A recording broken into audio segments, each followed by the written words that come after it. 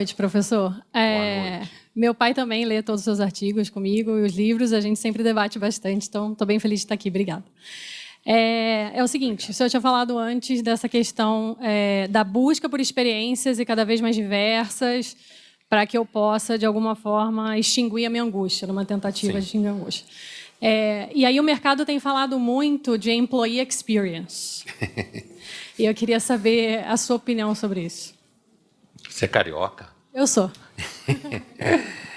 Então, o mercado e o marketing essencial tem todo um âmbito em que eu toquei na questão eu toquei em duas coisas. Toquei na questão do pensamento público e disse que não achava que a função dele fosse produzir motivacional e autoajuda, né? Falei isso há pouco para vocês. E eu parto daí. Me parece que o mercado, hoje, um dos terrenos onde você encontra essa questão do marketing existencial posto, ou seja, o marketing voltado para produzir significados, isso é uma tradução do termo, né? Ou vender significados, é justamente no âmbito corporativo. Justamente no âmbito corporativo. Então, primeiro, quando você associa a palavra experience a uma outra coisa, ela já virou gourmet. Imediatamente. O efeito semântico é na velocidade da luz, né? Você coloca a palavra experience do lado, ela virou gourmet. Com isso, eu não quero dizer que não exista um âmbito da vida corporativa, do trabalho, né, que seja um âmbito passível de ser denominado experiência. É claro que sim. A palavra experiência é uma palavra de largo significado semântico, né? Que se você tentar botar o dedo em cima dela, como se fala, né?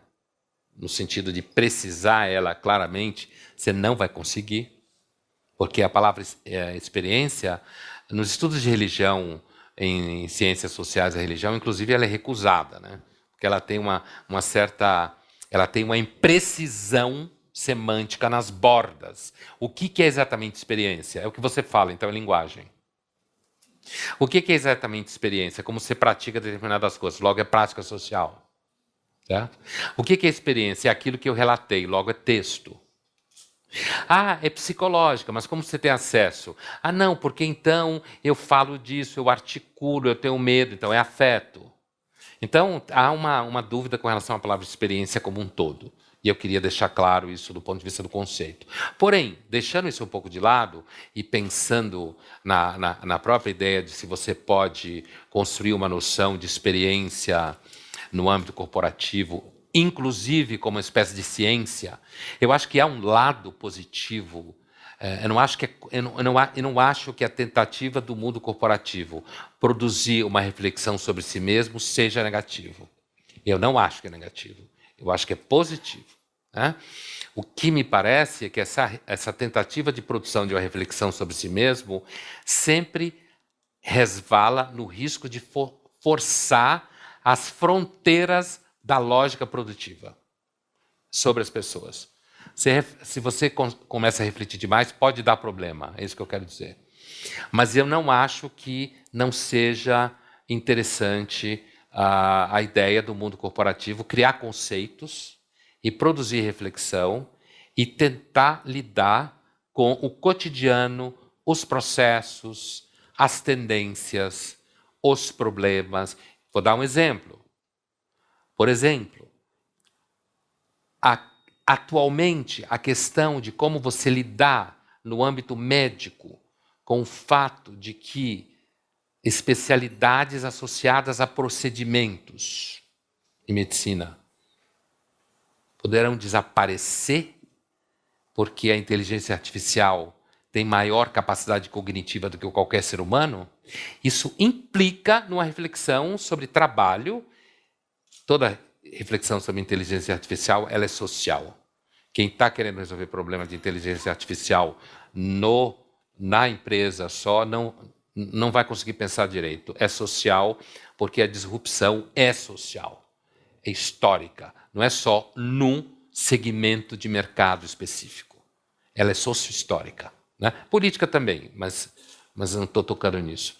Então, você produzir uma reflexão sobre a experiência de alguém no seu dia a dia que é obrigado a repensar a sua colocação e a forma como você exerce sua profissão, estou longe de achar que isso não é importante e que a empresa, o hospital, ou seja lá que segmento for, não deve fazer uma reflexão sobre isso. É claro que deve fazer.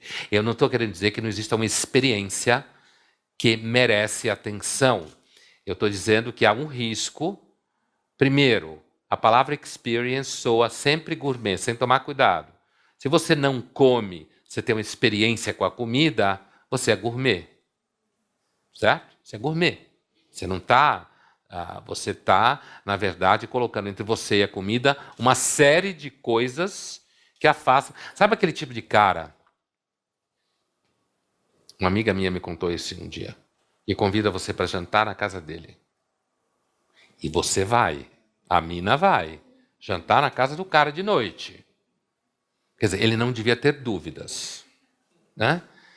E ela chega lá e ele está tão preocupado com o macarrão. Foi na época que limão siciliano estava na moda. Ele está tão preocupado com o molho de limão siciliano, que ele trouxe da Sicília, inclusive, na última viagem, porque ele tem passaporte italiano e tal, vai lá toda hora.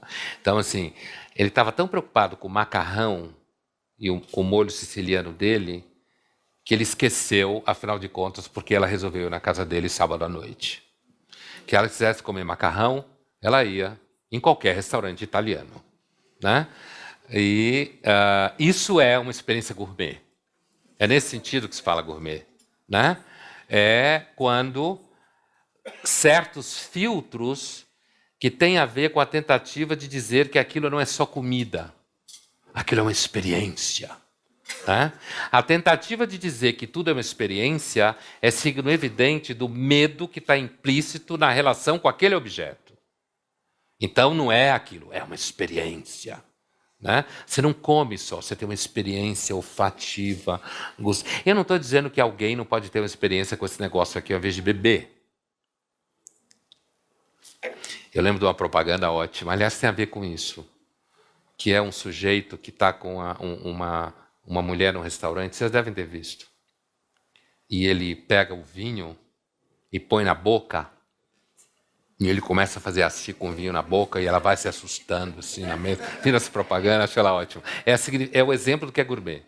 E aí depois, antes, ele roda a taça de vinho, olha assim, põe contra a luz, né? Cheira do lado de cá, cheira do lado de lá, põe na boca. Que ele está querendo mostrar para ela sei lá, é um pavão mostrando as asas e as penas, só que, na verdade, são penas fakes, no caso. Né? São penas fakes, porque o vinho é uma experiência gourmet. Não é vinho. Você vai tomar vinho, toma o vinho, não enche o saco. Né? Toma o vinho, não enche o saco. Né? Então, assim, então, todo esse âmbito, inclusive no âmbito corporativo, e eu queria dizer, eu acho interessante esse tema, e é um tema que, inclusive, faz parte do meu cotidiano, porque eu tenho ido algumas vezes no corporativo fazer uma reflexão sobre certos temas que me interessam e interessam aquela empresa especificamente, e nós vamos lá conversar. Mas há sempre o risco de virar uma coisa gourmet, e no âmbito corporativo, quando vira coisa gourmet, na verdade, estão enrolando você. Estão enrolando você. Né? Estão dizendo para você que, né, aquilo ali, na verdade, ali não tem nenhum âmbito dialético, não há ambivalência. Agora, se você diz, então não quero saber do mundo corporativo, você também é infantil. Né? Eu não estou dizendo que alguém é obrigado a trabalhar no mundo corporativo, não é isso que eu quero, e nem não é obrigado. Eu estou querendo dizer que existe esse aspecto ambivalente no mundo corporativo. Né? Obrigado. Vamos à próxima.